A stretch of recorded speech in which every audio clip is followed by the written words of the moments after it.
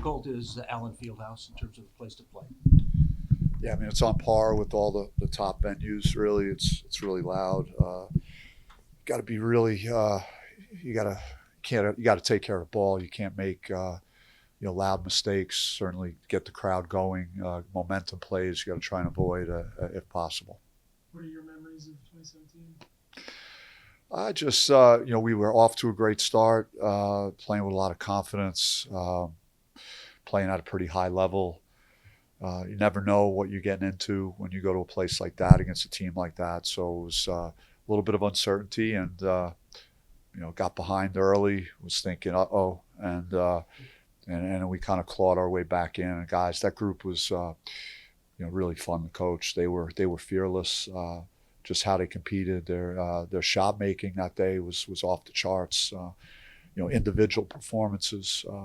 That's what it takes to beat a team like Kansas on their home floor. What's the crowd like there, Coach? Very knowledgeable crowd, very understand the game. It's no surprise. It's the history in that building, and I think the fans are super classy too. It's like some places you go, and it's really loud, and you get this like really classless vibe to it, but not there. The fans in Kansas, I think, were very very complimentary of our players after that game. They, I remember that's what our guys were talking about. Wow, I couldn't believe how many people came up and said, "You guys really played a great game." And that's what it's about too, sportsmanship. And some places don't have it, but certainly Kansas does. From playing at Gonzaga and elsewhere, what have you thought about your team's readiness for this type of environment?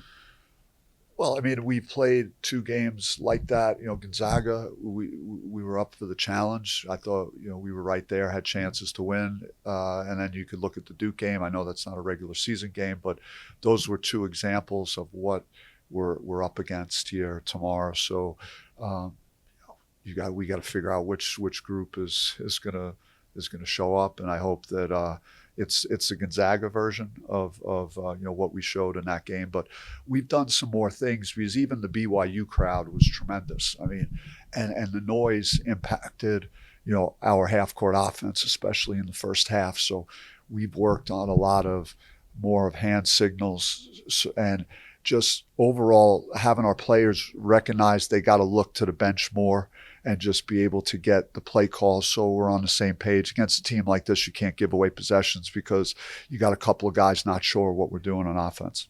If you just talk about Jaden Starkways that we just talked to, your start this season. I mean, he's a fantastic kid. Just his work ethic is ridiculous. He loves the game. He's passionate about getting better.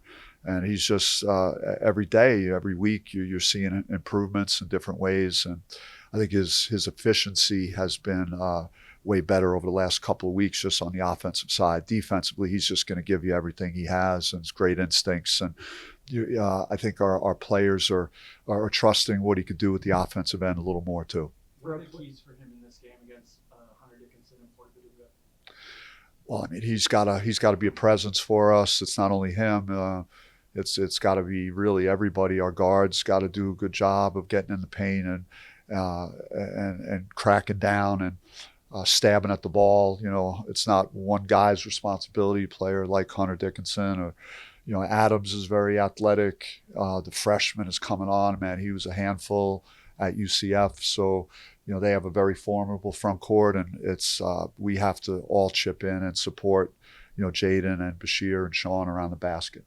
For a player as young as Jaden, what kind of maturity does it show for him to take so much pride defensively on that side of the ball?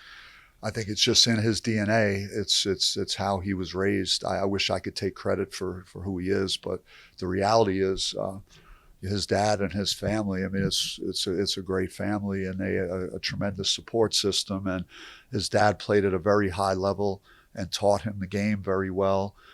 Valuing the importance of not only being a one-dimensional type player to impact the game on defense with his, the physical talent that he has. So that's just something that he does naturally because he's been taught how to do it the right way. And so we're trying to just take advantage of certainly what he could bring on the defensive end. Coach, could you just review quickly the start of Big 12 Conference play at BYU, then Colorado last week? Just kind of your thoughts on that first 2 days. we didn't do a good job on offense at BYU. We 2 for 15 from three is not going to win many road games in the first half, and then we flipped the script and turned the ball over quite a bit in the second half. So we just didn't play well on offense. It was our poorest game at that end of the floor. So you can't win against good teams on the road that way. And hopefully, that was a lesson learned there. Execute better, play better. It was a good bounce back, good response versus Colorado. Our shooting numbers were really good, and I thought our defense was really good, especially early in the game, to get us a good lead at home. Jaden's father and Josan both responded to a Barstool post regarding docuseries and NIL. What comments do you have about that? I mean, a lot of times in business, negotiations and things break down, and you don't get a deal done. I mean, it happens, all the time in the business world. So, we didn't get the deal that we hoped we could get with that.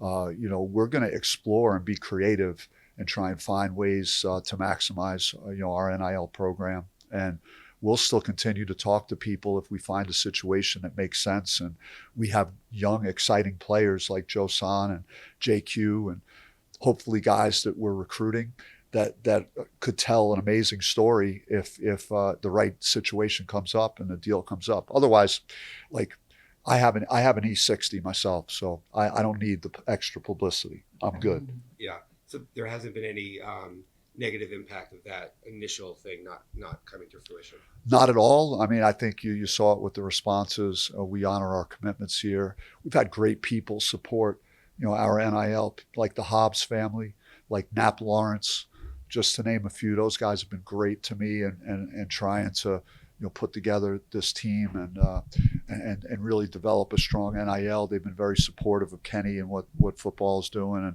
And so we have it going right now, and there's great momentum, and there's a lot of people that want to support our program and what we're doing here. You're involved with some other high-profile recruits. Do you feel how do you feel about how well positioned you are moving forward with the recruiting? I just feel like, from an NIL standpoint, we could be very competitive. We're having a solid season. There's a lot more work to be done. Our young players are playing very well.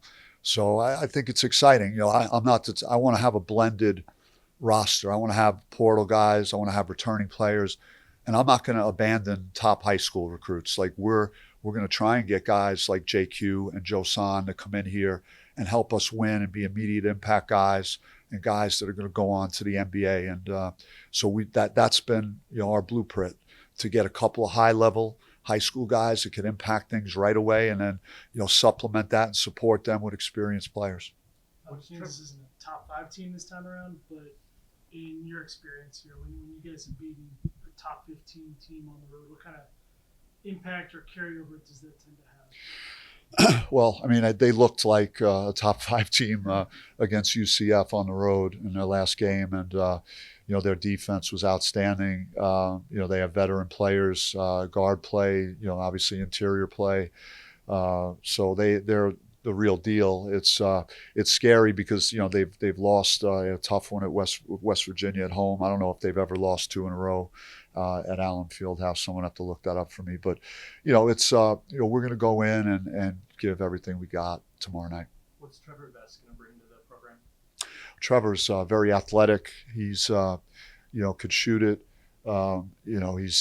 He's played with Jaden, so they have a good relationship already. We're going to take it slow and allow him to learn, and he's going to need some time in the program to get on the practice floor. But we're excited about the future and what he could bring. He's like a change of pace type of guard. He's got great athleticism.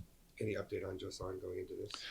I would say Josan would be game time. He was partial participant the last 2 days, but he was out there, not for the entirety of our practice. And we're just going to see what he looks like tomorrow, shoot around in the morning, and then make a determination in the afternoon. But initially, we thought it would be more time. He's really healed quick, and he's worked very hard with his rehab to even have a chance to play tomorrow. He desperately wants to play, so but we have to see that he's moving the right way and he looks like himself out there. Coach, as Big 12 conference, I know it's early in the season. Does that change travel plans at all versus the Pac-12? Is it different? It's different. I mean, I mentioned that to our broadcasters before the Colorado game. You're just kind of used to, you know, being in tandem with Arizona and playing the two games at a time. So it's, but I like it, like when it's broken up like this. You have a poor game at like we did at BYU, then you could get home and try and get right again before heading out on the road. So I kind of like this format.